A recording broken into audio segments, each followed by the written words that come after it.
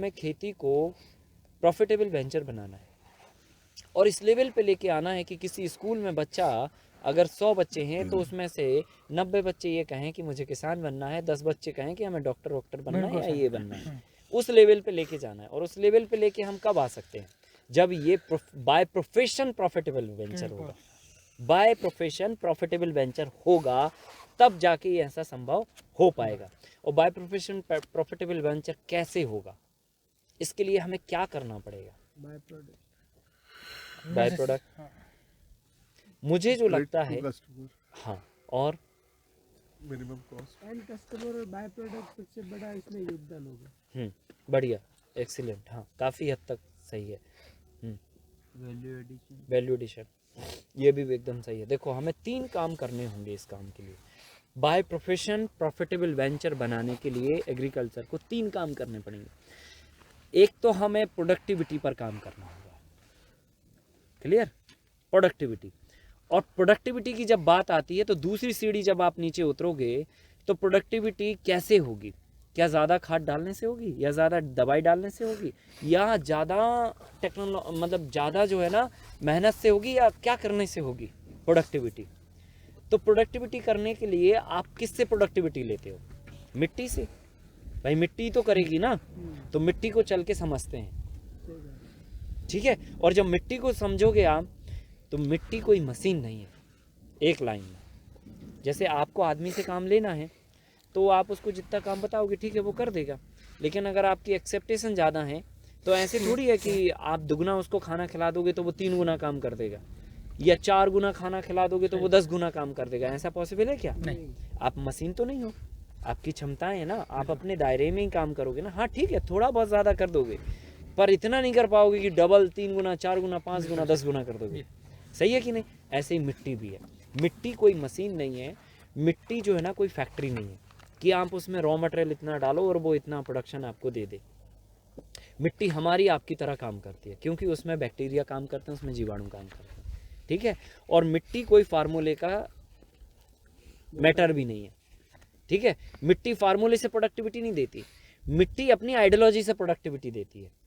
ठीक है? तो जब हम मिट्टी को समझने जाते हैं तो मिट्टी में है क्या एक्चुअली, मिट्टी में क्या ऐसा है कि हम बीज डालते हैं, पानी डालते हैं और पेड़ बन जाता है और वो कई गुना मल्टीप्लाई होकर हमारे पास आ जाता है। क्या है ऐसा?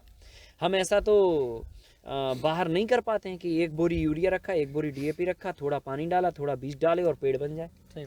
ऐसे संभव है क्या? नहीं। लेकिन ऐसे संभव है कि आप एक दाना यूरिया, एक दाना डीएपी न डालो और एक बीज डाल दो, पानी डाल दो, वो पेड़ बन जाएगा, बट वृक्ष बन जाएगा। और वो एक पेड़ कई पेड़ों में कन्वर्ट होकर चला आएगा, मतलब कई बीजों में कन्वर्ट होकर चला आएगा। और ऐसा भी संभव है कि अगर आप मिट्टी को ऐसे एक खोबा मिट्टी को लेके देखोगे, उसको सूंघोगे तो कोई उसमें दुर्गंध नहीं आएगी, कोई सुगंध नहीं आएगी। समझ रहे ना? कोई खुशबू नहीं आएगी, कोई तेल नहीं दिखेगा, कोई मिठास नहीं दिखेगी, उसमें कोई खटास नहीं दिखेगी। अब आपको एक दूसरी बात बताता हूँ। उसमें हमने मूंगफली का एक बीज डाला, ठीक है, और मूंगफली से 100 मूंगफलियाँ बन गई और उससे फिर ऑयल निकल गया। अभी मिट्टी में तो ऑयल नहीं था, लेकिन बीज डाला और वो ऑयल आ गया। हमने सरसों डाला, उससे ऑयल आ गया। हमने सोयाबीन डाला, उससे ऑयल आ गया। फिर चलते हम खुशबू पर। मिट्टी में कोई खुशबू नहीं आ रही, लेकिन गुलाब की कलम लगा दो, फिर देखो आप, अब वो खुशबू गुलाब में कहाँ से आई? आखिर वो जुड़ा तो मिट्टी से ही है ना। अगर वो नहीं जुड़ा होता तो क्या गुलाब में खुशबू आ सकती थी? नहीं आ सकती थी। इसका मतलब ये कि खुशबू मिट्टी से आई है। ठीक है कि नहीं? तो उस मिट्टी में खुशबू भी है। अच्छा, अभी उसमें आप गन्ना लगा दीजिए, मिठास आ जाएगी, तो उसी में से मिठास निकल के आ जाएगी। अब आपने गन्ना इतना सा लगाया, वो इतना बड़ा हो गया, उससे रस बनाया, उससे गुड़ बनाया, उससे शक्कर बनाई, उससे खांड बनाई, उससे दुनिया भर की मिठाइयाँ बना दी और संसार में आपने मिठास फैला दी। कहाँ से आई वो? उस मिट्टी से आई। पर हमें दिख तो कहीं नहीं रही वो। हम चख के देखते हैं तो कहीं मीठा नहीं दिखता है। ठीक है? उसी में हमने साहब जो है ना धतूरा लगा दिया, धतूरे का पौधा लगा दिया। ठीक है? अब उसमें वो गुण आ गए कि अगर आप खा लो तो आपकी बुद्धि विस्मित हो जाएगी। ठीक है कि नहीं? लेकिन हम वैसे खाएंगे तो कुछ नहीं होगा। आपने उसी में से आप करौंदा लगा दिया, आंवला लगा दिया, तो वो खट्टापन आ गया। इमली लगा दी, इतनी खटास, उसी मिट्टी में आप गन्ना लगाते हो तो उतनी मिठास आती है, उसी मिट्टी में आप इमली लगाते हो तो उतनी खटास आती है। ये खटास और मिठास कहाँ से आ रही? मिट्टी में तो कहीं नहीं दिख रही, ना चखने से आ रही समझ में, और उसी से तेल निकल रहा, उसी से ये कपड़े निकल रहे हैं। आप कपास का एक बीज डाल देते हो, इतनी सारी रुई बनती है, रुई से बड़ी बड़ी फैक्ट्रियाँ चलती हैं। तो उस मिट्टी से कपड़े निकल रहे हैं, उस मिट्टी से शक्कर निकल रही है, मिठास निकल रही, खटास निकल रही, तेल निकल रहा है, सब कुछ निकल रहा है। और मिट्टी में कुछ ऐसा दिखता नहीं है कि इसमें वो सब चीज़ें हो सकती हैं। कितनी पोटेंशियल है। तो ये कहाँ से कैसे होती है, इसका मैकेनिज्म क्या है, ये समझना तो पड़ेगा ना। और जिस दिन हम ये समझ जाएंगे, बात खत्म हो गई। किसी भी फार्मूले की आपको ज़रूरत ही नहीं है। और इसको समझने के लिए मैं एक लाइन आपको बता देता हूँ कि मिट्टी के अंदर असंख्य लाखों अरबों टाइप के बैक्टीरिया, जीव मिट्टी के अंदर हैं। मिठास को लाने वाले बैक्टीरिया अलग हैं, खटास को लाने वाले बैक्टीरिया अलग हैं, फिर उसके बाद जो है ना खुशबू को लाने वाले बैक्टीरिया अलग हैं, एंजाइम्स को लाने वाले बैक्टीरिया अलग हैं, माइक्रो न्यूट्रिएंट को लाने वाले बैक्टीरिया अलग हैं। सब तरह के जीवों को पृथ्वी जब बन रही थी ना, तो ईश्वर ने सब बना दिया, कोई भी चीज़ ऐसी नहीं छोड़ी जो ना बनाई हो, सबको एक दूसरे से जोड़ दिया। आप जरा कल्पना करो कि आपको मैं कहता हूँ यार, जो है ना, एक घर बनाओ अच्छा, या एक कॉलोनी बनाते हैं, आपने बना दी, बेस्ट से बेस्ट लेटेस्ट टेक्नोलॉजी की बना दी, लेकिन 100 साल के बाद वो लेटेस्ट टेक्नोलॉजी क्या लेटेस्ट रहेगी? नहीं 10 साल में रहेगी ना। आउटडेटेड हो जाती है। हमारी ज़रूरतें बदल जाएंगी, बिल्कुल सही। बदल जाएंगी ना, है ना। हमको ये चाहिए पड़ेगा, फिर उस समय की ज़रूरतें दूसरी तरह की होंगी। लेकिन आप सोचो कि ब्रह्मांड जब बन रहा था, उसी समय भगवान ने एक बार में झटके में सब बना दिया, झटके में सब बना दिया। खुशबू भी बना दी, मिठास भी बना दी, औषधि भी बना दी, जो है ना शक्कर भी बना दिया, कपड़े भी बना दिए, गुड़ भी बना दिया, सारी चीज बना दी, सारी रचना इस ब्रह्मांड में रच डाली एक ही बार में, एक ही लाइन में, खत्म। उसके बाद ऐसा नहीं है कि अरे यार अभी गुलाब में खुशबू नहीं आ रही हो, ब्रह्मा जी गुलाब की खुशबू के बैक्टीरिया बनाना तो भूल ही गए। सोचिए जरा, अमेजिंग चीज़ है। या ब्रह्मा जी ये तो बनाना भूल ही गए, पपीते में जो है टेस्ट ही नहीं आ रहा, टेस्ट लाने वाले बैक्टीरिया ही बनाना भूल गए ब्रह्मा जी। सोचिए कितना बृहद है संसार, लाखों वैरायटियां हैं हमारे पास औषधि के रूप में। इन लाखों वैरायटियों के जो गुण हैं औषधीय, उनके अलग अलग बैक्टीरिया बनाए ईश्वर ने। सोचिए कितनी गजब की संरचना, कितनी सॉलिड और कितनी खतरनाक सोच की संरचना की है। आप समझ ही नहीं पाओगे, हमारा दिमाग उसके लिए बहुत छोटी सी चीज़ है, आप कभी नहीं समझ पाओगे, इतनी खतरनाक व्यवस्था बनाई ईश्वर ने। तो और इन सारी चीज़ों के लिए अलग अलग जीवाणुओं को बनाया। वो इम्पोर्टेंट बात है कि मिठास को खचोड़ के लेके आने वाला जीवाणु अलग होगा, वो जब विघटित होगा, वो अपना कार्य करेगा, तब जाके वो प्लांट में मिठास आएगी। और बैक्टीरिया काम नहीं करेगा तो कुछ नहीं होने वाला, मिट्टी बंजर है। मिट्टी अपने आप में कुछ नहीं है, मिट्टी जो है ना बैक्टीरिया का एक जीवंत रूप है। मिट्टी पूरी जीवाणुओं से भरी हुई है। अगर आप कहो कि साहब मिट्टी में कितने जीवाणु होते हैं, 1 ग्राम मिट्टी में 1000 करोड़ जीवाश्म होता है। मतलब 1 ग्राम मिट्टी में 1000 करोड़ जीवाणु होते हैं संख्या में। 1 ग्राम मिट्टी कितनी सी होती है? इतनी सी होती है, उसमें 1000 करोड़ जीवाणु होते हैं। 1000 करोड़, 1000 करोड़, जितनी पूरी विश्व पे मानवों की संख्या है, इंसानों की संख्या है, इतनी संख्या 1 ग्राम मिट्टी में होती है। सोचिए, और इसमें एक ही तरह के जीवाणु नहीं होते। उन 1000 करोड़ में कुछ करोड़ जीवाणु मिठास लाने के लिए होते हैं, कुछ करोड़ जीवाणु खटास लाने के लिए होते हैं, कुछ करोड़ जीवाणु जो है सुगंध लाने के लिए होते हैं, कुछ करोड़ जीवाणु जो है ना अलग अलग कामों के लिए बनाए हैं ये सारे जीवाणु। अब आप जो भी चीज़ डालोगे उस तरह के जीवाणु एक्टिव हो जाते हैं और फिर वो चीज़ जो है ना आपके प्लांट में आ जाती है। ये संरचना है पूरे पृथ्वी पर, ब्रह्मांड पे, नेचर की। तो कुल मिला के अगर हमें प्रोडक्टिविटी बढ़ानी है तो हमें क्या करना चाहिए? जीवाणु को मिट्टी के साथ जुड़ के मिट्टी के अंदर काम कर रहे जीवाणुओं की संख्या बढ़ाना चाहिए। सिंपल सी बात है, कुछ करने की ज़रूरत नहीं है।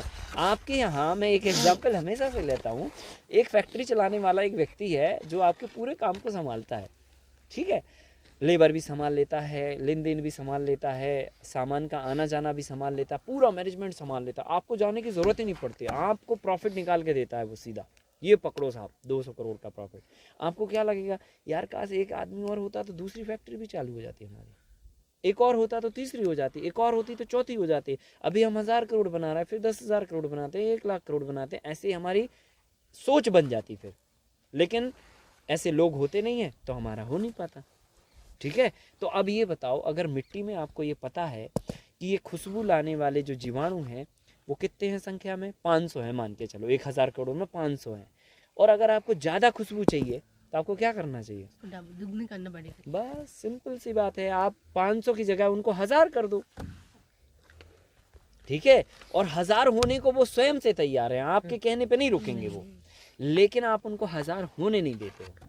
आप क्या करते हो, आप आराम से यूरिया डाल देते हो, उसको मार देते हैं। उसके यूरिया डालने से उनको नुकसान होता है। वो बेचारे 1000 हो रहे थे, अब वो 700 ही नहीं हो पाए, वो 500 की जगह 499 हो गए।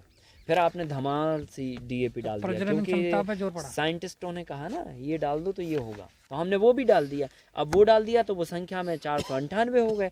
ऐसे डालते डालते डालते डालते आज हमने मिट्टी के अंदर के जो जीवाणु हैं वो बहुत कम मात्रा में कर दिए। और इसका पूरा जीता जागता एग्जाम्पल पंजाब को आप उदाहरण के रूप में देख सकते हो। हमारे देश में जब हरित क्रांति देश में एंटर हुई थी तब हमने थोड़े थोड़े केमिकल का प्रयोग करना चालू किया था, और उस समय पे हम 1 एकड़ भूमि में 40-48 कुंटल गेहूं पैदा किया करते थे। जब मैक्सिकन गेहूं अमेरिका से आया था लाल वाला, उस गेहूं से और रासायनिक खादों के प्रयोग से 40 कुंटल गेहूं पैदा करके गोल्ड मेडलिस्ट इंडिया की 3rd रैंक हासिल किए हुए 1970 के व्यक्ति हमारे सागर में अभी उपस्थित है, अवेलेबल है, जिंदा हैं। और वो क्या नाम है उनका? R.K. ठाकुर जी, वो रजा खेड़ी में रहते हैं यहाँ पर, जिन्होंने गोल्ड मेडल लिया था, इंडिया की 3rd रैंक हासिल की थी। 40 कुंटल 300 किलोग्राम गेहूं 1 एकड़ में उन्होंने पैदा किया था, और पंजाब का था 48 कुंटल कुछ है ना। तो आप ये बताइए 1970 के दशक में टेक्नोलॉजी ज़्यादा थी या अभी के दशक में ज़्यादा? अभी ज़्यादा है। पहले नॉलेज कम था या अभी कम है? पहले कम था ना, अभी तो ज़्यादा नॉलेज है। पहले संसाधन कम थे या अभी कम है? अभी कम, पहले कम पहले थे, कम, अभी ज़्यादा है। इसका मतलब ये है कि हमें 40 से तो साहब अब 146 पे आना था। क्यों? आप ही तो कह रहे हो पहले से ज़्यादा नॉलेज है, पहले से ज़्यादा टेक्नोलॉजी है। ठीक है, पहले से ज़्यादा साइंटिस्ट हैं। पहले तो 1-2 साइंटिस्ट हुआ करते थे जो विदेश से आके ये समझाया जिन्होंने। आज तो हमारे देश में हमारे यहाँ 20 साइंटिस्ट हैं। ठीक है, जो एग्रीकल्चर के काम में लगे हुए हैं, इसको जो है बढ़ाने के काम में। और देश में अगर साइंटिस्टों की गिनती करोगे 1 लाख कृषि वैज्ञानिक हैं पूरे देश में। 3000 तो हमारे ICR में ही हैं, दिल्ली में आपके 3000 साइंटिस्ट। सोचिए एग्रीकल्चर, सबकी पगार है बढ़िया 1.5 लाख रुपए, कोई दिक्कत नहीं है। ठीक है, तो 1 लाख वैज्ञानिक, देश में 200 से ज़्यादा एग्रीकल्चर यूनिवर्सिटियाँ, देश में कृषि के भरपूर पूरे विश्व के संसाधन, आज हार्वेस्टर से लेकर स्प्रिंकलर से लेकर ड्रोन सिस्टम से लेकर पता नहीं क्या क्या से लेकर आज हमारे पास सब कुछ है टेक्नोलॉजी में। ठीक है, और ज्ञान भी हमारे पास पहले से बेहतर। लेकिन 46 से कितने पे आ गए हम? 15 पे, 20 पे ये आके गिर गए हैं। क्यों? क्योंकि आप तो बेहतर हो भाई, आपके पास तो टेक्नोलॉजी, आपके पास तो ज्ञान है। आप तो 146 पे आना था आपको, बिल्कुल, है ना।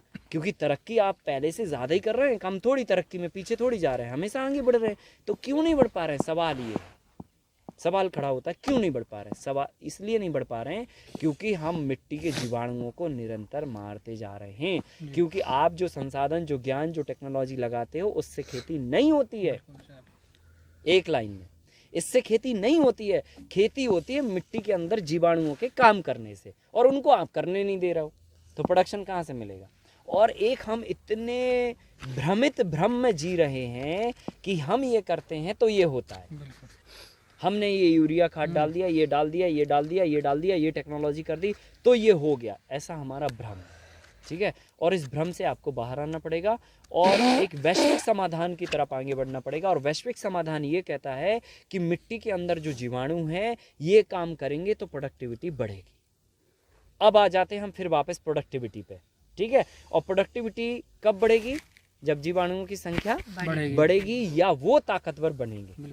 जैसे अभी हम काम कर पाते हैं थोड़ा थोड़ा, क्योंकि हमारे शरीर में साहब क्षमताएं नहीं है। ठीक है, लेकिन अगर हमारे शरीर में क्षमताएं आ जाएं तो हम अपना काम डबल कर देंगे। ठीक है, और अगर हम अपने लोगों को मल्टीप्लाई कर देंगे तो और डबल हो जाएगा। तो हमारे लिए करना क्या है? हमारे लिए करना है मिट्टी के अंदर जो वर्कर काम कर रहे हैं जीवाणुओं के रूप में, उनकी संख्या को मल्टीप्लाई करना है और उन्हें ताकतवर बनाना है। बस समाधान खत्म, प्रोडक्टिविटी अपने आप हो जाए। क्योंकि प्रोडक्टिविटी करने वाले वो ही हैं। अगर हम हैं अगर प्रोडक्टिविटी करने वाले, तो हम फिर मिट्टी के पास क्यों जाते हैं? सही साहब? बात। आप घर में ही क्यों नहीं कर लेते हैं?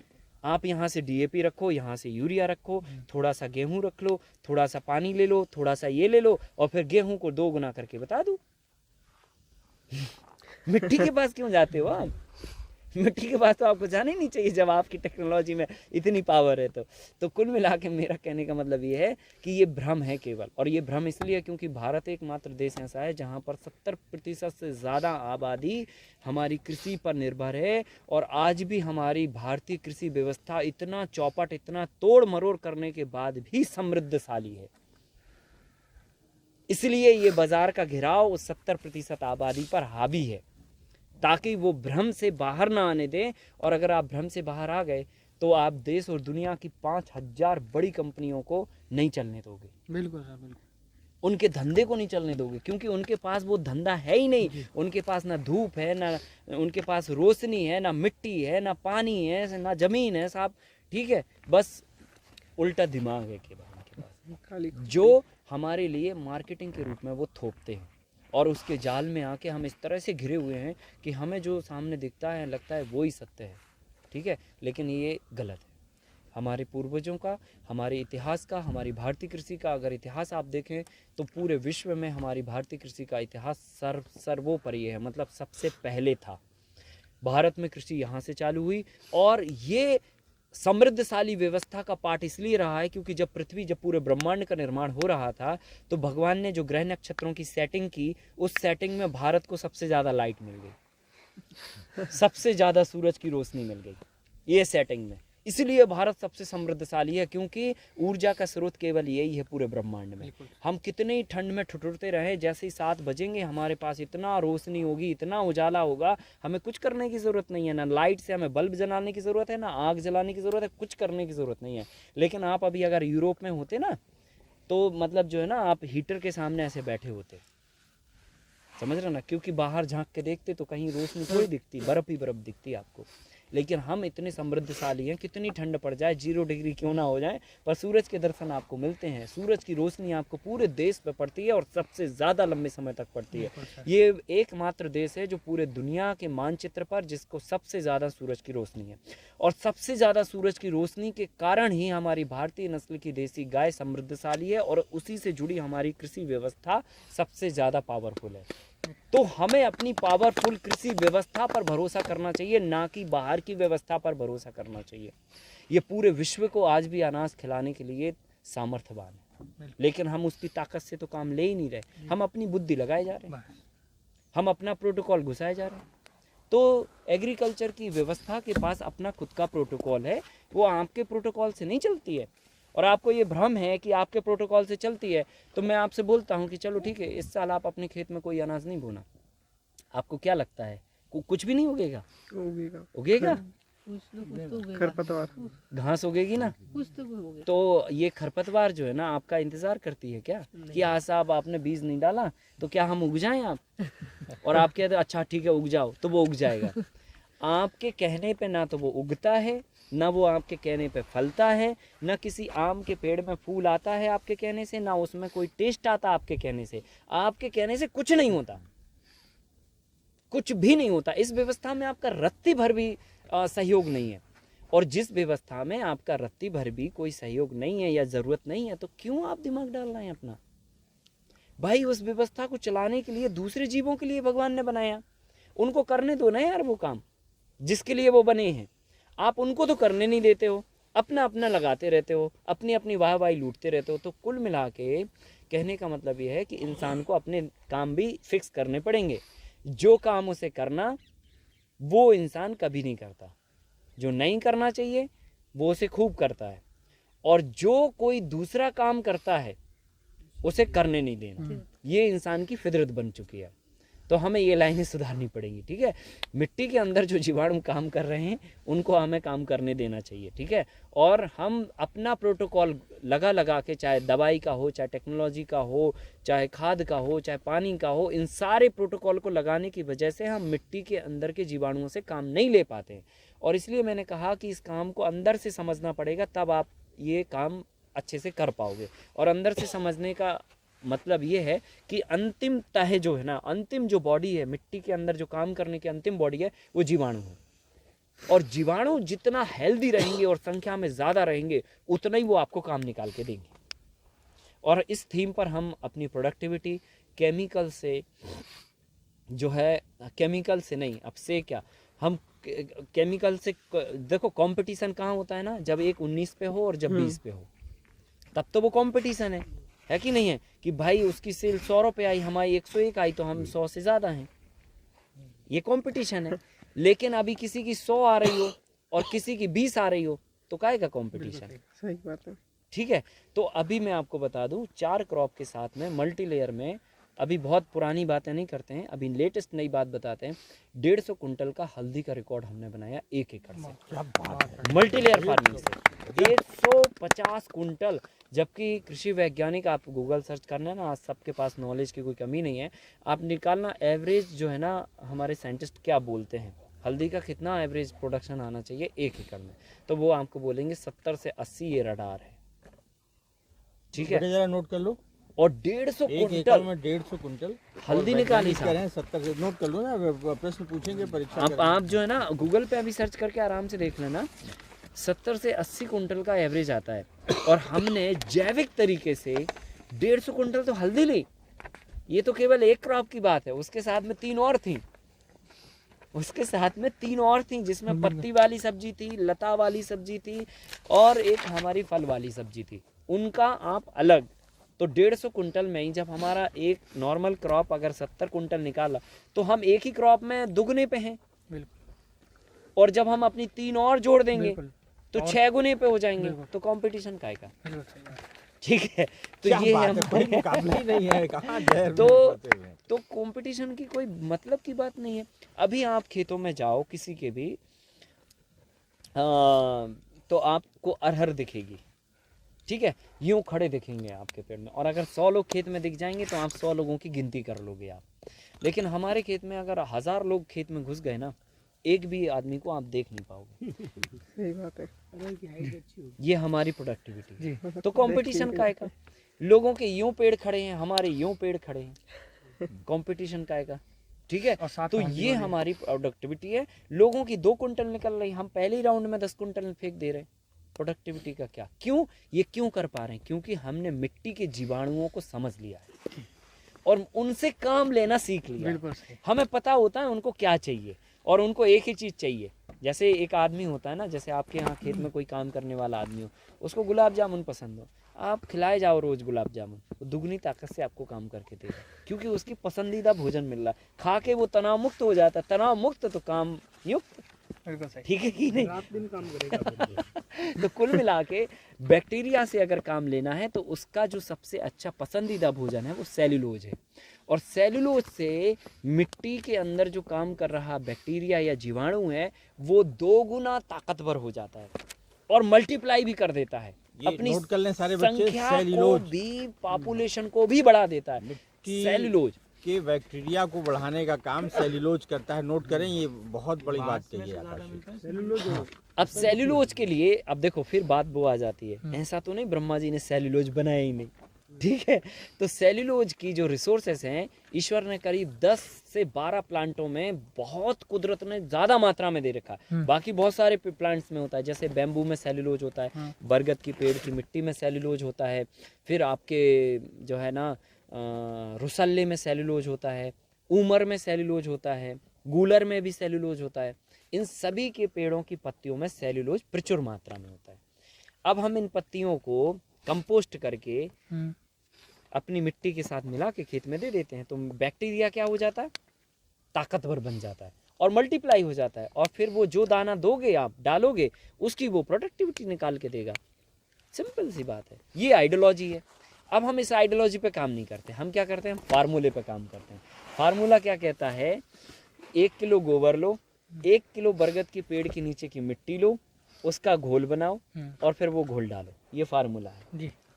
ये कभी नहीं बताया जाता है कि गोबर में क्या है और बरगद के पेड़ के नीचे की मिट्टी में क्या है और हम ये क्यों डाल रहे हैं। बताया जाता है क्या?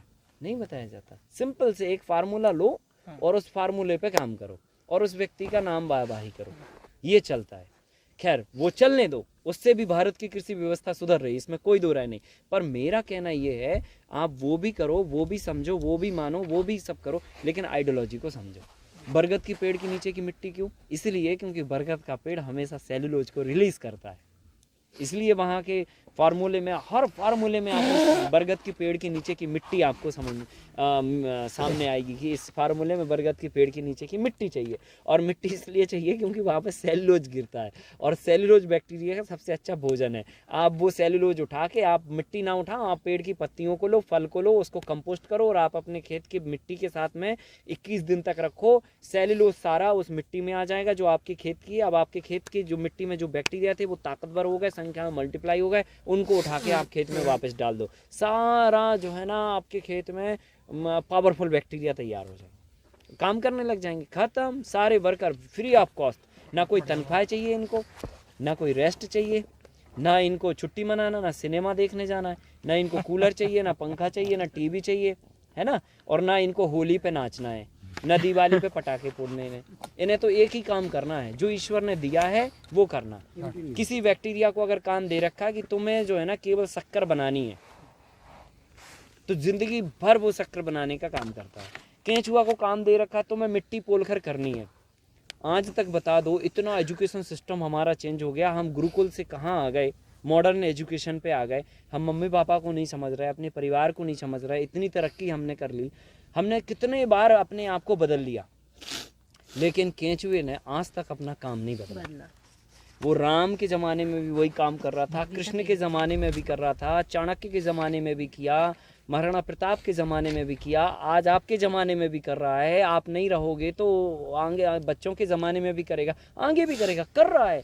चींटी जो काम दिया था वही कर रही है, चिड़िया को जो काम दिया था वही कर रही है, गाय को जो घास खाने का काम दिया था वही कर रही है, जिसको जो काम दिया था, मेंढक को फुदकने का काम दिया था वही कर रहा है, सांप को जहर बनाने का काम दिया था वो कर रहा है। हर व्यक्ति, भौरे को गुनगुनाने का काम दिया था, ऐसे नहीं है कि आज वो ढोल बजाते फिर रहा है, गुनगुना रहा है वो, ठीक है। तितली को पॉलिनेशन का काम दिया था वो कर रही है, मधुमक्खी को शहद बनाने का काम दिया था वो कर रही है। हर जीव वही कर रहा है जिसके लिए उसको बनाया गया था। मनुष्य नहीं कर रहा है, तो मनुष्य को छोड़ के सब कर रहा है। मनुष्य को मनुष्य करता था। बरगद के पेड़ के नीचे जो सेलुलोज लेकर के उसको ब्रह्म ज्ञान की प्राप्ति होती। बिल्कुल। क्या तो कुल मिला के बरगद ही करता है। मनुष्य को छोड़कर सारी सृष्टि के जीव अपनी व्यवस्था पर काम कर रहे हैं। मनुष्य को छोड़कर मनुष्य जो है ना रचनात्मक जीव है, इसलिए वो भटक चुका है। रचनात्मक जीव का मतलब ये होता है कि प्रकृति की व्यवस्था को बैलेंस करके चलना, ठीक है, और ऐसी रचना करना कि जिसमें पूरे समष्टि का विकास हो। लेकिन हम रचनात्मक जीव हैं और हम रचना भी कर रहे हैं, लेकिन उसमें केवल हमारा विकास निहित है।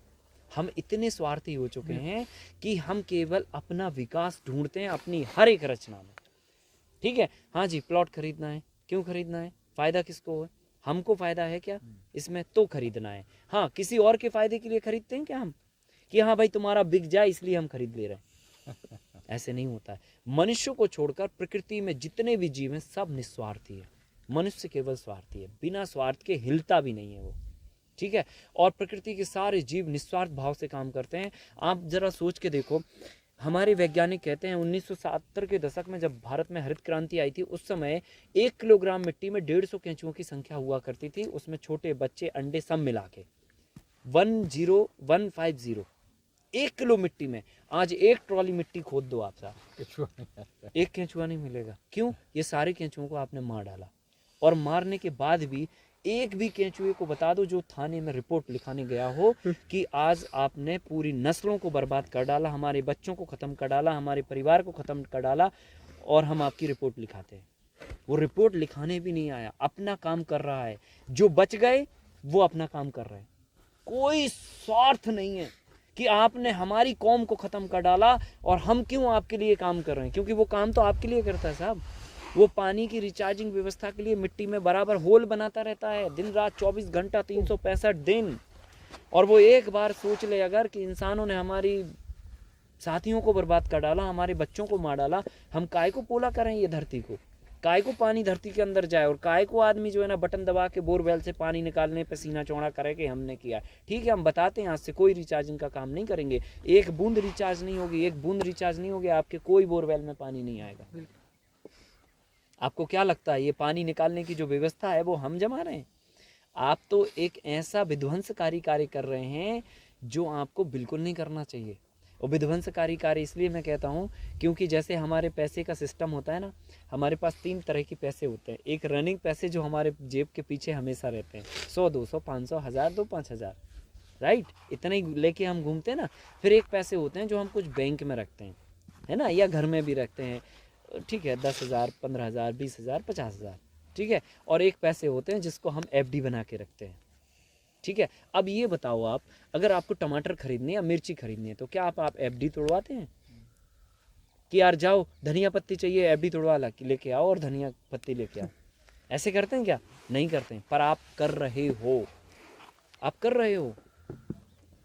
आपने जो व्यवस्था बनाई है उसमें तो आप तुरंत मना कर दोगे कि नहीं, हम धनिया पत्ती के लिए FD नहीं तोड़वाएंगे। लेकिन ईश्वर ने जो FD बनाई थी इस पूरी समूची मानव जाति के अस्तित्व को बरकरार रखने के लिए, आप उस पर तो जरूर फट से हाथ डाल देते हो। हमारे लिए पानी के लिए भगवान ने FD के रूप में रिजर्व वाटर रखा था, समझ रहे ना। और पीने की व्यवस्था हमारे कहाँ की थी? पीने की व्यवस्था, नहाने की व्यवस्था हमारे गांव में पोखर और तालाबों के रूप में की थी। ये संरचना थी हमारी पानी की लेने की व्यवस्था की। हमारे गांव के सारे बैल गैया जो है ना तालाब में नहाते थे, वहीं कपड़े धुलते थे, और पोखरों से हमारी पानी की पीने की व्यवस्था होती थी। और अगर नदी का इलाका है तो नदी से होती थी। हमारे भारत में इतनी नदियाँ निकली हुई हैं, तो नदी में हम नहाते थे, नदी से हमारी पानी की व्यवस्था। मतलब हमारे जीवन यापन के लिए जो पानी चाहिए था, वो चाहे खेती करने के लिए हो, चाहे नहाने और कपड़े धोने के लिए हो, वो पोखर से था, तालाबों से था और नदियों से था। पोखरों पर हमने कब्जा करके घर बना दिए,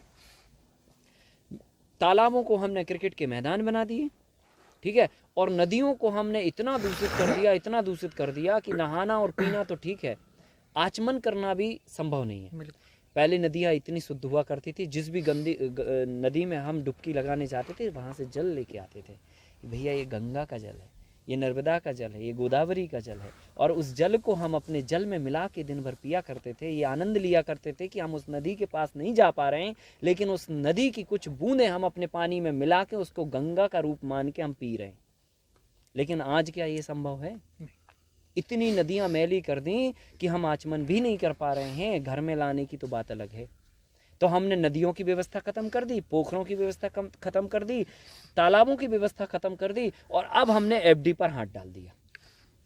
और FD पर हम पिछले 20-50 सालों से काम कर रहे हैं। बोर कराया जा रहा है, छल्ली कर दिया धरती के अंदर, जिधर भी पानी मिला। चेन्नई जैसे शहरों में पानी नहीं बचा, 2000 फीट पे भी खत्म हो गया पानी। रिजर्व वाटर साहब खत्म, FD के पैसे खत्म। ना आप धनिया खरीद सकते, ना गाड़ी खरीद सकते, आप कुछ भी नहीं कर सकते, ना शादी करा सकते, क्योंकि आपके पास जो जेब में पैसे थे वो खत्म कर डाले, फिर जो घर में रखे थे वो खत्म कर डाले, बैंक में थे वो खत्म कर डाले, FD बनी थी वो खत्म कर डाली। अब आपके पास कुछ नहीं बचा सिवाय मरने के।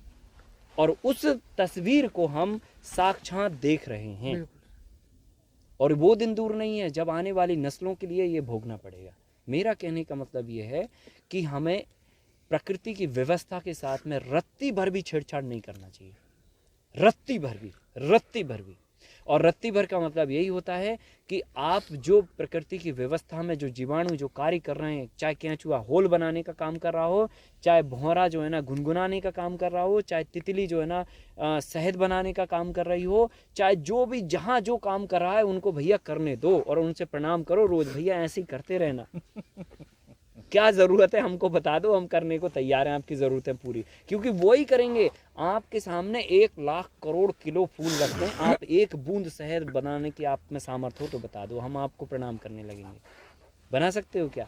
आप तो अपने आप को बड़े विकासशील कहते हो, बुद्धिजीवी कहते हो, साइंटिस्ट कहते हो, ये कहते हो, वो कहते हो, थकते नहीं हो आप। जब आपको मंच मिल जाए फिर देखो आप हमने ये किया, हमने वो किया, हमने वो किया, दिन भर खत्म हो जाए पर आपने क्या किया ये भी वक्त कम पड़ जाता है आपको कहने में।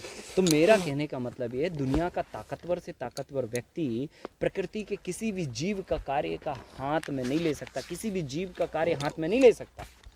और वो जो काम कर रहे हैं वो पूरी मानव जाति को बचाने के लिए काम कर रहे हैं। केंचुआ रिचार्जिंग का काम ना करे साहब, देखो पानी रिचार्ज नहीं होगा, आपके बोरवेल में पानी नहीं आएगा। एक पेड़ जो बैक्टीरिया निकाल के वर्षा कराता है, उसमें से कुछ जीवाणु निकलते हैं जो बारिश गिराते हैं, पानी की बूंद बनाते हैं। अगर आप पेड़ नहीं रहेंगे, बैक्टीरिया नहीं रहेंगे तो पानी की बूंद नहीं गिरेगी, पानी की बूंद नहीं रहेगी तो कैसे आपका जीवन चलेगा। तो कुल मिला के हमें ये व्यवस्था समझना पड़ेगी। हमने इतना चीज़ों को उलझा दिया, इतना कॉम्प्लिकेशंस कर दिए हैं कि अब हमें आइडियोलॉजी पे जाना पड़ेगा। आइडियोलॉजी ये है जीवाणुओं की रक्षा करना, जीवों की रक्षा करना, वही परम धर्म है। क्लियर हो गई बात। तो इतना समझाने के बाद, इतनी बात बताने के बाद, प्रोडक्टिविटी बढ़ानी है तो मिट्टी के अंदर जो वर्कर काम कर रहे हैं उनकी संख्या बढ़ाओ और उनको ताकतवर बनाओ, बस मूल मंत्र यही है। मूल मंत्र ये है। कोई फार्मूले पे नहीं टिका ये मंत्र। मैं अपना कोई फार्मूला आप पे थोप नहीं रहा हूँ कि आपको ये मिलाना है, ये मिलाओ, ऐसी सॉल्यूशन बनाओ, इसको आकाश चौरसिया फार्मूला का नाम दे दो और इस फार्मूले पे काम करो। आइडियोलॉजी को समझो। मिट्टी, अगर बैक्टीरिया को सेल्यूलोज चाहिए, ठीक है, और सेल्यूलोज उसकी मिठाई है, तो वो चाहे बंगाली मिठाई से लेके आओ, चाहे राजस्थानी दुकान से लेके आओ, चाहे किसी भी दुकान से लेके आओ, उसको ये वाली मिठाई पसंद है वो खिलाओ, बात खत्म। क्लियर। उसको सेल्यूलोज चाहिए, किसी के भी फार्मूले में मिल रहा हो। मैं ये नहीं कह रहा हूँ कि किसी का फार्मूला गलत है या नहीं होना चाहिए, होना चाहिए। मैं पहले कह चुका हूँ कि हर एक का फार्मूला इस भारतीय कृषि की व्यवस्था को सुधारने में के लिए बहुत बड़ी भूमिका रोल प्ले कर रहा है। पर हम आइडियोलॉजी के साथ में अगर बढ़ेंगे तो फार्मूले से बाहर आ पाएंगे, मैं ये कह रहा हूँ। क्योंकि एक फार्मूला हिंदुस्तान की हर एक मिट्टी पे काम नहीं कर सकता। बिल्कुल सही, इसलिए मैं ये बात कह रहा क्योंकि सबकी जरूरतें अलग अलग हैं। हाँ, सबकी अलग अलग ज़रूरत है। किसी को बंगाली मिठाई पसंद होती है तो किसी को राजस्थानी मिठाई पसंद होती है, तो किसी को कुछ पसंद होता है, किसी को चूरमा पसंद होता है, तो किसी को कुछ पसंद होता है कि नहीं होता। सेलुलोज जो है वो तो हर बैक्टीरिया चाहे जहाँ पे मर्जी हो, उनको उनका सोर्स ऑफ एनर्जी तो वही रहेगा ना। रहेगा, पर गलती क्या होती है वो तो सुन लो। गलती ये होती है, बरगद का पेड़ लगा साहब यहाँ से 3 किलोमीटर दूरी पे, हम वहाँ से मिट्टी ले आए।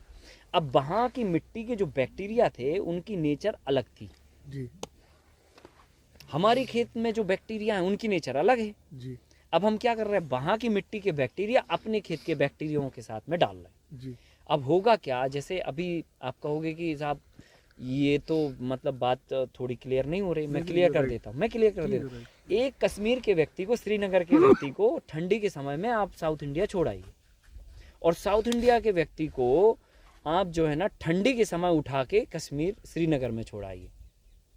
आप कहोगे आदमी तो दोनों हैं, दोनों खाते हैं, दोनों निकालते हैं, दोनों सुनते हैं, दोनों देखते हैं, एक जैसा सिस्टम है सबका, लेकिन प्रवृत्तियां अलग अलग है। वो गर्म प्रवृत्ति का है, गर्म प्रवृत्ति की माटी का है, और वो ठंडी प्रवृत्ति की माटी का है। क्लियर हो गई बात। तो वो व्यक्ति यहाँ नहीं रह सकता, यहाँ का व्यक्ति वहाँ नहीं रह सकता। ऐसे ही बैक्टीरिया भी हर एक खेत के बदलने से प्रवृत्ति बदल जाती है। कहीं पर दोमट मिट्टी है, कहीं पर सैंडी मिट्टी है, कहीं पर काली मिट्टी है, कहीं पर पीली मिट्टी है, कहीं पर सफ़ेद मिट्टी है, कहीं पर रेतीली मिट्टी है, कहीं पर मुरमीली मिट्टी है, कहीं पर पथरीली मिट्टी है, कहीं पर ककरीली मिट्टी है। अलग अलग तरह की मिट्टियाँ हैं ना साहब। हमारे खेत में जो मिट्टी है यहाँ से लेकर वहाँ तक 3 तरह की मिट्टियाँ हैं, ठीक है। अब आप हमारे यहाँ जो पेड़ लगाए, हम कहीं और से मिट्टी उठा के लेके आए, वहाँ के बैक्टीरिया यहाँ के बैक्टीरिया काम एक ही करेंगे, लेकिन प्रवृत्तियाँ दोनों की अलग अलग होंगी। तो इसलिए हमें अपने खेत के बैक्टीरिया को ही बढ़ाना है। तो आप क्या करो, सेल्यूलोज वहाँ से ले आओ, है ना, और खेत की मिट्टी अपनी ले आओ, और दोनों को मिक्स करके 21 दिन तक रख दो। सेल्यूलोज पत्ती से रिलीज होकर आपके खेत की मिट्टी के जीवाणुओं को मल्टीप्लाई कर देगा और उन्हें ताकतवर बना देगा, और दोनों काम हो गए। इसलिए तो मैंने कहा कि आइडियोलॉजी पे जाओ। आइडियोलॉजी ये कहती है हमें सेल्यूलोज चाहिए, बात समझ में आ रही है? हाँ, सेल्यूलोज चाहिए, तो आप सेल्यूलोज संसार के किसी भी पौधे से लेके आओ, उससे कोई फर्क नहीं पड़ता उसे। 21 दिन बाहर रखने से वो सेल्यूलोज उस प्रवृत्ति का बन जा रहा है। नहीं, प्रवृत्ति का नहीं, प्रवृत्ति तो हम अगर वहां से मिट्टी उठा रहे हैं तो उस मिट्टी में बैक्टीरिया हैं, उनकी प्रवृत्ति अलग है, सेल्यूलोज अलग है, बैक्टीरिया अलग हैं। हम मिट्टी उठा रहे हैं ना भाई वहां की, सेल्यूलोज थोड़ी उठा रहे। हाँ, अब ये बात अलग है कि उस मिट्टी में सेल्यूलोज है क्योंकि वो बरगद के पेड़ के नीचे है। अभी समझे नहीं आप। आकाश जी ये कह रहे हैं कि आप अपने खेत की मिट्टी लीजिए और बरगद की पत्तियों में, गूलर की पत्तियों में सेलुलोज होता है, वहाँ वो केवल सेलुलोज है, विशुद्ध सेलुलोज है, मिट्टी का प्रभाव उसमें नगण्य है। जी तो बरगद के नीचे की मिट्टी अगर आप लेते हैं, अभी आप यहाँ मध्य प्रदेश में सागर जिले में बैठे हुए हैं, पास में बैठे हैं, और आप बरगद के नीचे की मिट्टी, कश्मीर के बरगद के नीचे या बंगाल के बरगद के नीचे की मिट्टी लाते हैं तो वो सेलुलोज अलग हो जाएंगे। लेकिन कहीं के भी बरगद की पत्तियाँ ला करके अपने खेत की मिट्टी में मिला करके उसको रखोगे, मिला दोगे, तो वो आपके खेतों की मिट्टी के अनुरूप जो है बैक्टीरिया डेवलप हो जाएंगे। अब समझ में आ गया? कोई मैं आकाश ही गलत तो नहीं समझा? एकदम सही है, तो एकदम पत्तियाँ सही। सूखी होनी चाहिए या गीली? गीली सूखी कैसी भी हो पर खेत की मिट्टी आपकी हो। और पत्तियों को मतलब तोड़ फोड़ना है या ऐसी साबुत चलेगी? नहीं, टुकड़े करना है। सिर्फ पत्तियां उसको आपको कंपोस्ट में कन्वर्ट करना है ना, सिर्फ पत्तियाँ? सिर्फ पत्तियां, फल भी चल सकते हैं। आपको जो मिल जाए, उस पौधे में सेल्यूलोज रिच होता है। आपको पत्तियां, फल जो भी मिले। बरगद की पत्तियां, फल और वहाँ की रेत भी नहीं, फिर वही गड़बड़ कर रहे हो। आप तो केवल पत्तियों को पत्तियाँ लीजिए। लानी है पत्तियां सिर्फ बस, पत्तियां और और अपने फल। खेत की मिट्टी के साथ में मिला के 21 दिन रखना है, बराबर, ठीक है ना। तो आपके खेत की मिट्टी हम इसलिए ले रहे हैं क्योंकि आपके बैक्टीरिया को मजबूत बनाना है। तो बस आपके खेत की बैक्टीरिया को इस केस के अंदर बाई चांस जैसा फर्टिलाइजर की वजह से वहाँ पे जो bacteria is almost negligible, not नहीं रहेगा। लेकिन जो चीज़ हमें मल्टीप्लाई करनी है, जिस तरह आपने खुद बताया कि हर एक टेस्ट के लिए अलग अलग बैक्टीरिया है, तो क्या आप फिर आपके नहीं, प्रश्न नहीं, का उत्तर हम नहीं, बगैर नहीं, प्रश्न सुने दे रहे हैं। आप चिंता मत करिए, आपके खेत की मिट्टी में कोई बैक्टीरिया नहीं है, भूल जाओ। मिट्टी ले आए आप, और बरगद के पेड़ की या गुलर के पेड़ की हम बात कुछ और पूछ रहे हैं। हाँ, हम वो बात ये कुछ कह रहे और हैं कि पूछ अगर रहे हैं मिट्टी कि में हमारी हमारे जो बैक्टीरिया हमारी कम मिट्टी बचे, हमारी तो मिट्टी ऐसा में ना हो कि हमारी हम मिट्टी अगर में गन्ना नहीं लगा ना। रहे हैं तो गन्ने के बैक्टीरिया उसमें ना हो। हाँ, हम ये कह रहे हैं हमारे जो हम जमीन की मिट्टी ले रहे हैं वो फर्टिलाइजर हम ऑलरेडी डिस्ट्रॉय कर चुके हैं, उसमें बैक्टीरिया है ही नहीं सपोज, या बहुत कम मात्रा में है। तो या तो जहाँ पे ऑर्गेनिक खेती हो रही है, जहाँ पे वो, because ultimately how do we get the source of that bacteria? मैं समझ गया। अब मैं जवाब देता हूँ। जवाब ये है कि मिट्टी में बैक्टीरिया नहीं है, ये बात तो पहले सवाल ही नहीं बनता। नहीं, बैक्टीरिया है। मैं आपको इसको दूसरे से कोलेट करता हूँ। फॉर एग्जांपल, बैक्टीरिया की संख्या कम है, हाँ जी, नहीं, ये सवाल है। Something else. Suppose we are talking about soil, ठीक है सॉइललेस फार्मिंग भी हो रही है। जी। Here we are sourcing everything is grown by bacteria. Soilless bacteria, जो सॉइललेस फार्मिंग हो रही है उसमें बैक्टीरिया आ ही नहीं रहा। 100% बैक्टीरिया होते हैं वहाँ पर। हाँ, एयरपोनिक्स वगैरह के अंदर, जी। बट वो स्टेरिलाइज करके जब वो करते हैं, when ji. they sterilize a medium, when they sterilize everything, जी। उसके बाद उसमें बैक्टीरिया कहाँ से ग्रो करेगा? बैक्टीरिया के लिए मीडियम चाहिए होता है ग्रो करने के लिए, हाँ, ठीक है। और medium- जैसे ही मीडियम मिलेगा, माहौल मिलेगा, वो ग्रो कर जाएगा, है ना। अब जैसे हम जो सॉइललेस फार्मिंग करते हैं उसमें हम क्या करते हैं, कोकोपीट का इस्तेमाल करते हैं नहीं ना। सर, आजकल एयरपोनिक्स के अंदर आपको कोकोपीट भी हाँ मिलती ठीक है, उसके अंदर पानी देते हैं ना, केवल जी। रूट देते हैं जी। और रूट से पानी जाता है। जी। वो जो हम एक वातावरण क्रिएट करते हैं, जी। उस वातावरण में ऑटोमेटिकली वो बैक्टीरिया आते हैं। हाँ, वही हम जानना चाहते हैं। वो बैक्टीरिया जो है, वही सर की जो बात थी कि हम वो चाहते हैं कि हम बैक्टीरिया ही ग्रो करें, ताकि अगर हमारे पास अच्छा, जैसे आपने 150 क्विंटल का जो बताया तभी हुआ बिकॉज बैक्टीरिया था, तभी इतना फायदा है ना। जी। तो वो चीज का सोर्स कि हमारे पास वो बैक्टीरिया हो, जो एजोबैक्टर वगैरह जो हम जो पूसा वगैरह डालते हैं, वो उसी के अंदर आते हैं कि नहीं आते? देखिए, ऐसा है कि बैक्टीरिया, समाधान सही ये है कि आप अपने खेत के बैक्टीरिया को ही मल्टीप्लाई करें, बाहर के बैक्टीरिया को इस्तेमाल ना करें, या इससे बच जाएं तो अच्छा है। क्योंकि देखो, आपके, मुझे नहीं पता कि वहाँ के बाहर के बैक्टीरिया की हैबिट्स क्या है, ठीक है, वो कितना आपकी मिट्टी में सस्टेन कर पा रहे हैं, वो आपकी मिट्टी में कितना काम कर पा रहे हैं। तो बेटर है कि हमारे खेत में जो मिट्टी है ना, उसमें भले एक बैक्टीरिया हो, जी अगर उसमें कुछ उग रहा है, जी जी, इसका मतलब बैक्टीरिया वो है। तो है, वर्चुअल है ही। एक भी बैक्टीरिया है अगर, तो वो करोड़ों में मल्टीप्लाई हो जी सकता है। जी जी, ये है हमको ये करना। बट हमें ये था कि डिफरेंट सेक्ट्स ऑफ, आप कहते हैं आपने बताया कि हर एक बैक्टीरिया काम अलग अलग है, वो हमारे पास होगा, ये 100% जिसका, होगा, बिल्कुल होगा।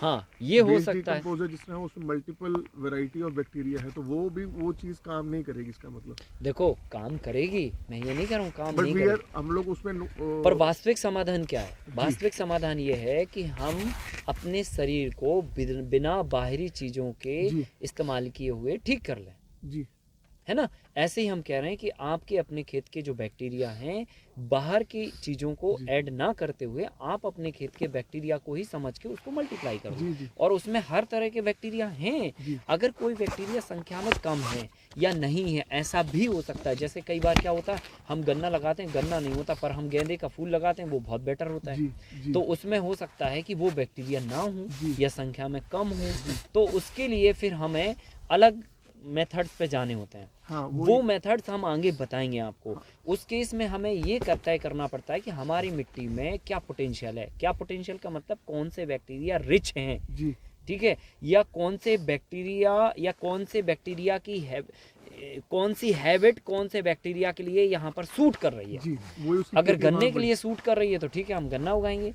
अगर गेंदे के फूल के लिए सूट कर रही तो वो उगाएंगे। अगर हल्दी अदरक के लिए सूट कर रही तो वो उगाएंगे। आम के लिए सूट कर रही तो वो उगाएंगे। जी। तो वो सिलेक्शन ऑफ द सॉइल या selection process of the soil पे जब हम लोग जाएंगे जी। तो ये नॉलेज हम फिर क्लियर करेंगे, सर, ठीक है ना? वो बात confirm करें। हाँ, देखिए मैं उत्तर दे दूं संक्षेप में, हम विषयांतर न करें तो अच्छा है। अभी जो आकाश जी बता रहे हैं, हमारे शास्त्रों में कहा गया है कि श्रद्धावान लभते ज्ञानम। हम अभी धरती से, मिट्टी से अन्न उत्पन्न करने की बात कर रहे हैं। हाँ जी अभी हम सॉइल लेस फार्मिंग और दुनिया फार्मिंग की बात नहीं कर रहे हैं। और सॉइल लेस फार्मिंग करके कितना कमा लोगे? ये लफाजी के अलावा और कुछ नहीं है। और आप बैठे हुए हैं दार जी, तो मैं तो ये कहूँगा कि भैया गुरु गोविंद सिंह कह गए हैं कि 1.25 लाख से एक लड़ाऊं, चिड़ियों से मैं बाज लड़ाऊं, तब गुरु गोविंद सिंह नाम कहूँ। आकाश जी ने वो काम किया है। तो अभी हम लोग विषयांतर न करें और श्रद्धा से बैठें, और फिर बारी बारी से प्रश्नोत्तर में उलझेंगे तो फिर समय नष्ट होगा। स्वल्पस्य समयो विघ्नस्य भावा। अपना ज्ञान बघारेंगे तो वही ज्ञान बघारते रहेंगे। और फिर हमारा अभी का किया हुआ क्या? मैं शांत रहा, मैं दुनिया भर की लफाजी, मैं भैया जहाँ था वहीं तो था। जी। यहाँ तो मैं जीरो हूँ, कुछ भी नहीं हूँ। सीखने आया हूँ तो मैं सीख लूँ और फिर अपने ज्ञान की बात। वो बड़ी सर की बात क्या है, वो बड़ी हाँ, नहीं ठीक है। समझने की कोशिश Question करें। में- आइडियोलॉजी अरे क्या है? बिल्कुल, ये तो चीजें समझ में आती रुचि नहीं है। होगी। नहीं, नहीं, अभी ये रुचि की बात है, रुचि की बात है, प्रश्नोत्तर- हमारे को आइडियोलॉजी समझने के लिए सर ने बोला आइडियोलॉजी समझने के लिए देखिए, पहले फिर अब concept बहस समझ में आना पड़ गए। चाहिए। फिर भी कॉन्सेप्ट जब तक समझ नहीं आएगा तो आगे बात नहीं बनेगी, फिर तो वो थोपने वाली बात हो गई। थोप नहीं रहे। कोई बात वो नहीं, नहीं होगा ठीक सर। है। अब हम फिर लोग से देखिए, क्वेश्चन हम आंसर विषयांतर के कर रहे लिए हैं। अभी क्वेश्चन आंसर के लिए अलग प्रश्नोत्तर से काल वक्त नहीं चल रहा ना अभी। निकालेंगे। सर ये था सर हाँ। कि सर जो सर बैक्टीरिया है सर और जो सर माइक्रो न्यूट्रिएंट्स हैं सर, जो सूक्ष्म पोषक तत्व हैं सर, दोनों सर एक है। हम हमारे मतलब वार्तालाप में दोनों को एक माना गया है या सर दोनों अलग अलग? सूक्ष्म पोषक तत्व हाँ। और माइक्रोन्यूट्रिएंट दोनों एक ही चीज है। नहीं सर, बैक्टीरिया सर, जो हम लोग बैक्टीरिया कह रहे हैं कि बैक्टीरिया प्लांट को ग्रो करते हैं, अलग अलग बैक्टीरिया अलग अलग। एक तो वो हो गया और एक दूसरा सूक्ष्म तत्व आता है।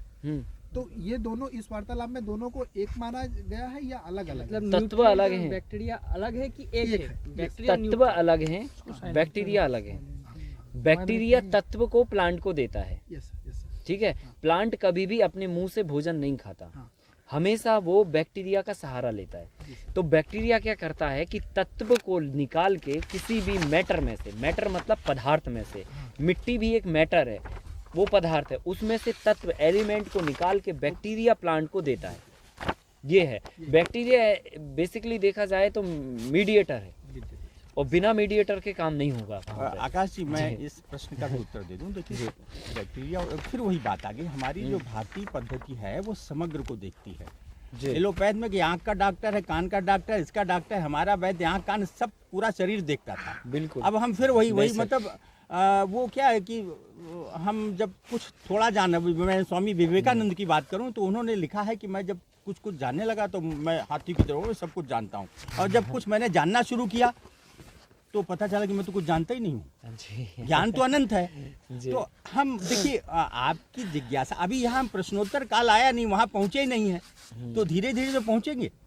ठीक है। तो अभी बड़ी मोटी से अंधा भी होगा, बहरा भी होगा, गूंगा भी, वो भी समझ लेगा कि भैया तू अपने खेत की मिट्टी ले आ और कहीं से बरगद के पेड़ की पत्तियां ले आ, सुखा ले, उनको मिला के कंपोस्ट बना के अपने खेत की मिट्टी में। अब इसमें कुछ है ही नहीं है, न सॉइललेस है, न साला सूक्ष्म है, न बैक्टीरिया, कुछ नहीं। भाई हमारे पूर्वज जो है, अभी बता तो दिया उन्होंने कि भैया हमारे खेत में जो बड़ा से बड़ा वैज्ञानिक जो सूक्ष्म तत्व, दुनिया तत्व, फलाना तत्व कह रहा है, उसको चुनौती दे दी आपके गुरु ने। स्वामी रामकृष्ण परमहंस से भी ऐसे ही झगड़ते रहे विवेकानंद, एक बार उनको डुबो दिया पानी में, कहा मर, और जब देखा कि अब नहीं जिंदा, फिर निकाला। उनके बाद भगवान देखा है तो अरे भैया भगवान बैठा हुआ देख रहा करके बता रहा है। प्राइम मिनिस्टर से लेकर दुनिया भर के सारे इनाम पा लिए उस व्यक्ति ने इतनी कम उम्र में। तो ये बड़ी बात है। तो अभी हम अपना ज्ञान, अगर देखिए मैं अपनी बात रख रहा हूँ, समय नष्ट करने से कोई बेहतर नहीं। आप सुबह से बैठे हो, सुन रहे हो, छकाछक हो रहे हो, थकाथक हो रहे हो, तो ज्ञान हम बाद में कर लेंगे और हमारे अपने जो प्रश्न हैं उनके तो उत्तर बाद में कर लें। अभी तो हमारा उद्घाटन सत्र चल रहा है और उसमें बड़े प्रेम से, आनंद से मैं आप दोनों विद्वानों को हर्ट नहीं करना चाहूँगा। आप ज्ञानी आदमी हैं, मैं मतलब ज्ञानी होते तो यहाँ नहीं आते, लेकिन हाँ तो फिर आप ज्ञानी लग रहे हैं। नहीं, ज्ञानी नहीं तो सुन लीजिए फिर, अभी सुन लीजिए, अभी सुन लीजिए ना, गुरु को सुन लीजिए भाई, श्रद्धा भाव से आए हैं, उसी श्रद्धा भाव। कोई बात नहीं। देखिए, तो हम लोग जो है ना यहाँ पे थे कि पहले प्रोडक्टिविटी अगर हमें बढ़ानी है तो हमें बैक्टीरिया से काम लेना सीखना पड़ेगा। अब कौन से बैक्टीरिया से क्या काम लेना, ये बहुत बड़ा विषय है और वो बात का विषय है ना। हमें बैक्टीरिया से काम लेना है, ये एक मुख्य विषय है, राइट। अब कौन से बैक्टीरिया हमारी मिट्टी में है, कौन सा काम वो ज़्यादा करके देंगे, ये तो स्किल्ड का काम है ना भाई जी। जैसे अगर कोई जो है सुई धागा से कपड़े बुनने वाला आदमी हो, उसको आप गैंती लेके और कहो कि खड्डा खोद दो तो वो क्या करेगा, थोड़ा बहुत यूं यूं करेगा और बैठ जाएगा। और खड्डा खोदने वाले को सुई धागा का काम पकड़ा दो तो वो 2-4 सुइयां तो अपने हाथ में गुचा लेगा, क्योंकि उसको खड्डा खोदना आता है और उसको सुई से काम करना आता है। तो ये स्किल्ड हमें मिट्टी का पहचानना पड़ेगा, हमें पता करना पड़ेगा, जो आपकी बात है कि हमारे खेत में कौन से स्किल्ड के बैक्टीरिया हैं। लेकिन यहाँ पे अभी क्या बात हो रही थी कि केवल बैक्टीरिया की ताकत को बढ़ाना, मल्टीप्लिकेशन। अब वो चाहे कोई भी स्किल्ड के हो, क्लियर। तो अभी हम बैक्टीरिया की ताकत को बढ़ा के प्रोडक्टिविटी को बढ़ाएंगे, नंबर 1। नंबर 2, हम अभी किस बात पे बात कर रहे हैं, हम अपने पूरे एग्रीकल्चर वेंचर को प्रॉफिटेबल ढांचे में ढालने की बात कर रहे हैं कि ये कैसे प्रॉफिटेबल वेंचर के ढांचे में ढलेगा, और उसके लिए प्रोडक्टिविटी करना पड़ेगी और उसके लिए बैक्टीरिया को बढ़ाना पड़ेगा। नंबर 2 ये काम करना पड़ेगा, टेक्नोलॉजी का इस्तेमाल करना पड़ेगा। टेक्नोलॉजी ये कहती है, जैसे हम लोगों ने अपने काम को सरल बनाने के लिए क्या किया, कंप्यूटर का निर्माण किया, फिर सॉफ्टवेयर का निर्माण किया। घंटों का काम हम मिनटों में निपटा देते हैं। काम आदमी ही करता है, कंप्यूटर आदमी के बिना कुछ भी नहीं है, है ना। कंप्यूटर आदमी के बिना कुछ भी नहीं है जब तक उसे वो चलाए ना या उसे यूज़ ना करें। तो कुल मिला के हमने अपने काम को ज़्यादा समय का काम कम समय में कन्वर्ट कर लिया टेक्नोलॉजी की वजह से। हमें भी यही करना है कि जो बैक्टीरिया जितना अपना काम निकाल के दे रहा है उसका काम हम कितना मल्टीप्लाई कर सकते हैं टेक्नोलॉजी का इस्तेमाल करके, कितना ज़्यादा यूज़ कर सकते हैं उसके काम को, तो वो हमें टेक्नोलॉजी के ढांचे में डालना है। और मल्टी लेयर फार्मिंग अपने आप में एक बहुत बड़ी टेक्नोलॉजी है, बहुत बड़ी टेक्नोलॉजी। इसको हम डीप में समझाएंगे तो आपको मज़ा आएगा और समझ में भी आएगा कि हाँ इसमें कितना लंबा विज़न है इसको लेकर, ठीक है।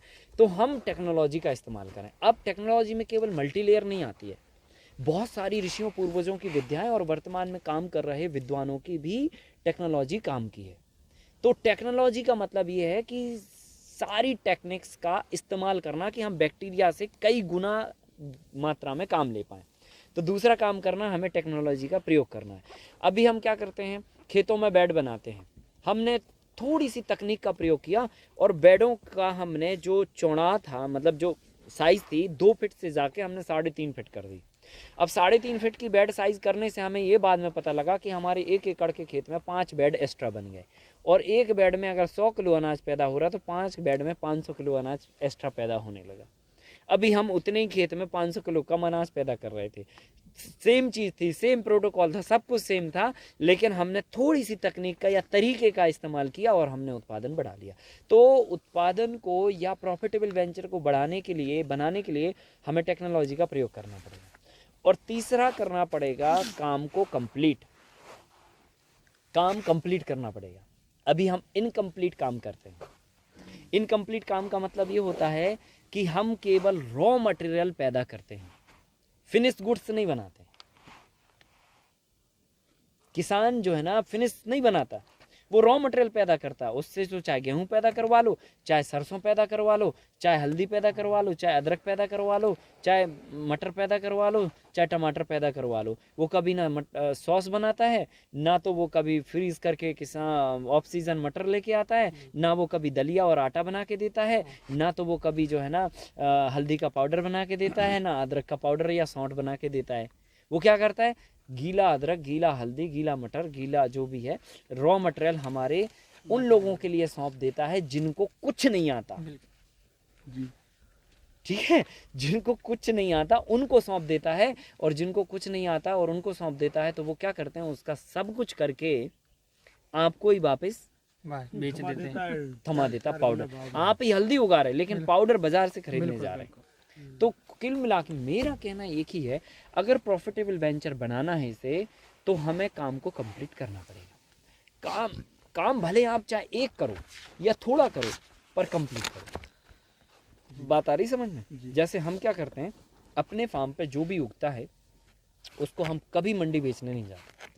बहुत रेयर केस में कभी ऐसी परिस्थिति बन गई तो ठीक है भाई, वो चलता अपवाद स्वरूप वाली बात है, लेकिन हम बेचने नहीं जाते। हम क्या करते हैं, हम पहले तो अपने उत्पाद को होम डिलीवरी पैटर्न में डालते हैं।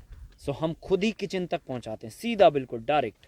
ठीक है, कोई व्यापारी नहीं, कोई मंडी नहीं, कोई होलसेलर नहीं, कोई रिटेलर नहीं, सारा प्रॉफिट हम दोनों आपस में बांट लेते हैं। कौन?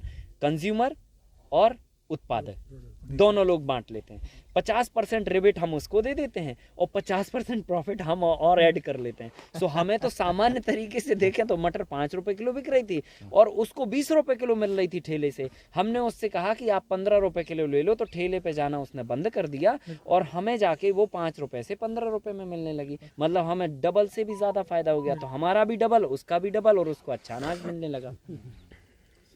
तो इस पैटर्न पे हमने काम करना चालू किया और होम डिलीवरी में हम सब्जियों को बांटते हैं।